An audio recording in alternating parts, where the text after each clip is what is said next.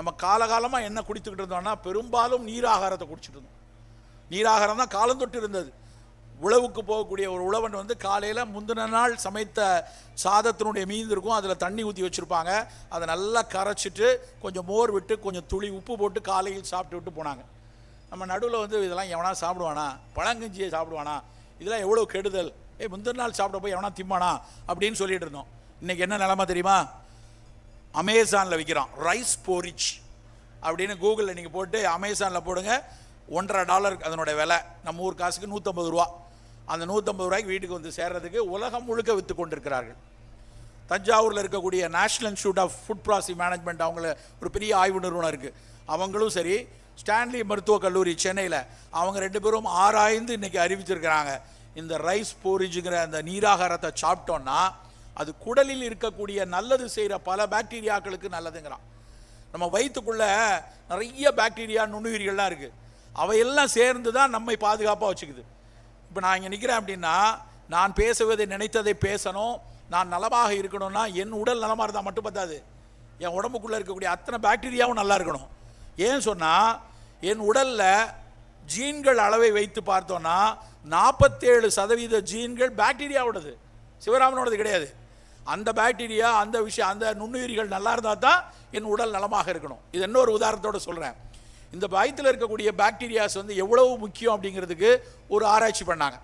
இந்த வயிற்றில் சில பேருக்கு நோய் இருக்கும், சாப்பிட்ட உடனே டாய்லெட் போகிறது, இல்லை சாப்பிட்ட உடனே சாதாரணமாக வெளியே போகிறப்ப வந்து நிறைய மலத்தோடு வந்து சீதம் கலந்து போகிறது, ரத்தம் கலந்து போகிறது, இதெல்லாம் வந்து இன்ஃப்ளமேட்ரி பவல் டிசீஸ் அப்படிம்பாங்க, இல்லைன்னா கிரான்ஸ் டிசீஸ்பாங்க. அப்புறம் குடலில் புண்ணு இருக்கிறத வந்து அல்சரேட்டிவ் கோலைட்டிஸ் அப்படிம்பாங்க. இந்த நோய்களுக்கெல்லாம் வந்து வயிற்றில் நல்லது செய்கிற பாக்டீரியாஸ் இல்லாதது ஒரு முக்கியமான பிரச்சனை.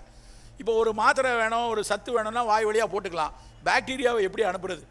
சில பாக்டீரியாவை ப்ரோபயாட்டிக் அப்படின்னு வாயில் போட்டால் அது நிறைய ப்ரோபயாட்டிக் நம்மளுடைய அமிலமே கொண்டுருது.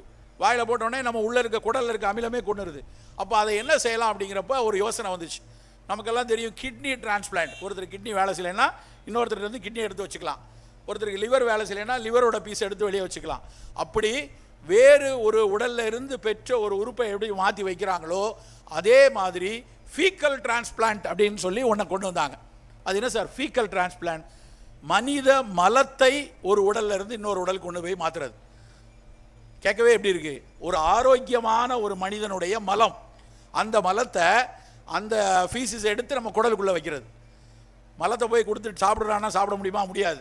அப்போ டிரான்ஸ்பிளான்ட் பண்ணணும்னா என்ன பண்ணலான்னா, இவனுடைய குடலை வந்து கீறி அந்த குடலுக்குள்ளே நல்லது செய்ய, நல்ல உடல்நிலையோடு இருக்கக்கூடிய ஒரு மனிதனுடைய மலத்தை தூக்கி உள்ளே வைக்கிறாங்க. அவனுக்கு வயிறு புண்ணெல்லாம் சரியாக போச்சு, வயிற்றலைச்சல் நோய் போயிடுச்சு, ரத்தம் போகிறது, சீதம் போகிறது எல்லாம் சரியாக போச்சு. கூட இன்னொரு விஷயம் நடந்துச்சு. யாருடைய மலத்தை எடுத்து கொண்டு வந்து வச்சாங்களோ அந்த மனிதன் மாதிரி இவன் பிஹேவ் பண்ண ஆரம்பிச்சிட்டான்.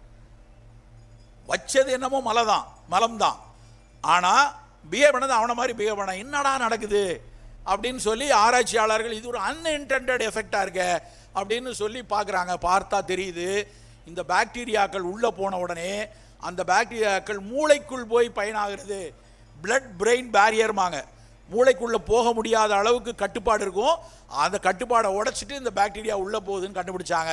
அப்புறம் தான் சொல்ல ஆரம்பித்தான், டே பாக்டீரியா உள்ளே இருக்கிறது வெறும் உன்னோட அஜீரணத்துக்கு மட்டும் இல்லை, உன்னுடைய சீரணத்துக்கு மட்டும் இல்லை, அது உன்னுடைய சிந்தனை வளம், உன்னுடைய எதிர்பார்த்தல், உன்னுடைய மெட்டபாலிசம் எல்லாத்துக்கும் இதுக்கு தேவைண்டு. ஆட்டிசம்னு கேள்விப்பட்டிருக்கோம் இல்லையா, ஒரு நோய்.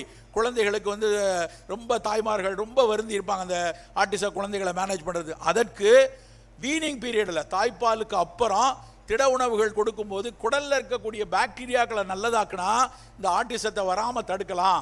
ஆட்டிசம் நோய் இருக்கவங்களுக்கு கூட இந்த மாதிரி பாக்டீரியாவை கொடுக்கலாம் அப்படின்னு சொல்லி ஒரு பெரிய ஆராய்ச்சிக்கு இந்த ஒரு முக்கியமான ஒரு ஆய்வு முடிவுகள் வந்து பயனாக கொடுத்துச்சு. எவ்வளோ பெரிய விஷயம்னு யோசிச்சு பாருங்கள். ஒரு நீராகாரம் இந்த பாக்டீரியாவை கொடுக்கிறது நண்பர்களே, சாதாரணமாக. அப்போ நம்ம ஒரு நாள் தேநீர் குடிச்சுப்போம், ஒரு நாள் காஃபி குடிச்சுப்போம், 2 நாள் ஏன் நீராகாரம் எடுக்கக்கூடாது? நம்முடைய உணவு என்பது வெறுமன வயிறை நிரப்புறதாகவோ இல்லை வாய்க்கு ருசியாகவோ இருந்த காலம் போதும். இனிமேல் வந்து அது பசிக்கும் ருசிக்குமானது மட்டும் இல்லை, அதை தாண்டி ஏதாவது ஒரு வேலை செஞ்சால் மட்டும்தான் அது நமக்கான உணவு. ஃபங்க்ஷனல் ஃபுட் அப்படின்னு ஒரு சொல்லை பயன்படுத்துகிறார்கள். ஃபங்க்ஷனல் ஃபுட்டுனா அது பசி ருசியை தாண்டி அது ஏதாவது ஒரு மருத்துவ பயனை கொடுக்கணும். ஒன்று லோ கிளைசிமிக்காக இருக்கணும், இல்லைன்னா ஏதாவது ஒரு நியூட்ரிட்டிவ் ஃபேக்டர் கொடுக்கணும், ஏதாவது ஒரு தெரப்பியூட்டிக் மாலிக்கூல் அதில் இருக்கணும். அப்படிலாம் இருந்தால் தான் அது ஃபங்க்ஷனல். அப்போ நம்ம காலையில் சாப்பிடக்கூடிய தேநீரோ காப்பியோ அதில் ஆரம்பித்து இரவு சாப்பிடக்கூடிய உணவு வரைக்கும் ஒரு உணவிலும் அதில் என்ன கலந்து இருக்கிறது, எதற்காக அது பரிமாறப்படுகிறது, எதை நமக்கு தேவையானது, இது என்ன நமக்கு செய்யுங்கிற புரிதல் நம்ம அத்தனை பேருக்கு இருக்கணும். அதெல்லாம் டாக்டர் சொல்லுவார், இல்லை நியூட்ரிஷனிஸ்ட் சொல்லுவாங்க, அவங்க சொல்லும்போது கேட்டுக்கொள்ளலாம்னு அலட்சியம் இருக்கக்கூடாது. காலையில் தேநீர் எடுத்துப்போம். நம்ம காலையில் குடிக்கக்கூடிய ஒரு பானம், நம்ம காலகாலமாக என்ன குடித்துக்கிட்டு இருந்தோம்னா பெரும்பாலும் நீர் ஆகாரத்தை குடிச்சிட்டு இருந்தோம்.